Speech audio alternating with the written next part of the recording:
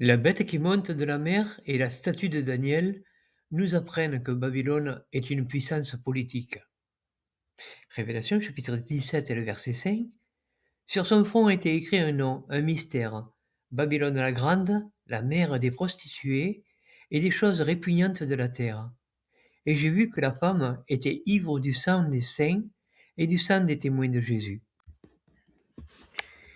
Il est évident que ce sont des puissances politiques mondiales qui ont dirigé l'humanité.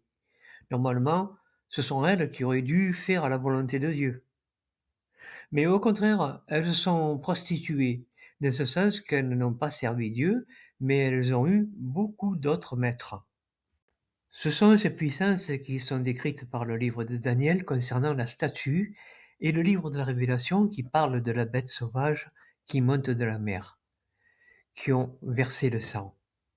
On se rappelle que Babylone qui a conquis Jérusalem, des Romains qui ont tué Jésus et qui ont ravagé Jérusalem. Voilà la façon dont ils ont versé le sang des saints. Il est évident que la puissance mondiale dirige les autres peuples. C'est celle qui donne sa pensée au roi de ce monde. Bien souvent, on parle de Babylone comme d'une ville. C'était le cas de la ville de Babylone dans l'Antiquité.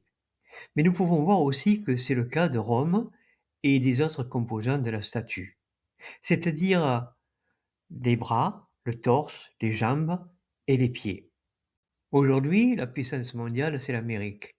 Et nous pouvons voir que le siège du gouvernement est dans une ville. Cela nous aide à comprendre qui est Babylone, la Grande. C'est cette ville qui représente le pouvoir américain et qui va être détruite. C'est là que toutes les décisions sont prises pour diriger le monde. Le 8e roi fait partie aussi de cette bête. Et bien sûr, cette puissance dominante, qui veut détrôner celle qui est en place, dirige à partir d'une ville. Il s'agit de Moscou. Notons bien qu'elle est au nord d'Israël, et la prophétie nous révèle que c'est de ce côté-là que la destruction d'Israël va venir. Par ces faits, nous voyons que le 8e roi est associé à Gog de Magog et à la bête écarlate. Il est associé avec 10 rois pour accomplir cette mission de détruire Jérusalem. C'est ce que nous dit Ézéchiel au chapitre 38. Nous sommes proches de ce moment et nous pouvons voir l'actualité qui nous dessine le contour de ce qui va se passer. Les têtes de cette bête qui représente Babylone, la Grande, ont toutes la même pensée. Malgré les époques et le temps qui passe, elles ont toutes le même schéma pour diriger les nations par la force. L'étude de l'Empire romain nous apprend beaucoup sur la puissance mondiale de l'époque. Au chapitre 13 du livre de la Révélation, il nous est dit que cette bête est dirigée par le diable. Il se sert de ses puissances mondiales pour imposer son autorité. C'est pour cette raison que ce verset ne peut pas être pris sans son contexte. Il faut regrouper tous les versets pour comprendre qui elle est. Certains pensent que Babylone la Grande est l'empire mondial de la fausse religion. Mais aucun verset démontre cette affirmation. Il nous faut faire des recherches pour en être convaincus.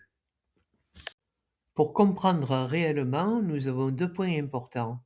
Il s'agit de la bête qui monte de la mer, qui montre les puissances successives depuis Babylone, et la statue de Daniel qui nous indique la même chose. Il convient bien sûr de méditer, rechercher les preuves dans la Bible, car si vous n'êtes pas sûr de ce qu'elle est, comment voulez-vous sortir de Babylone? Cela paraît impossible, non?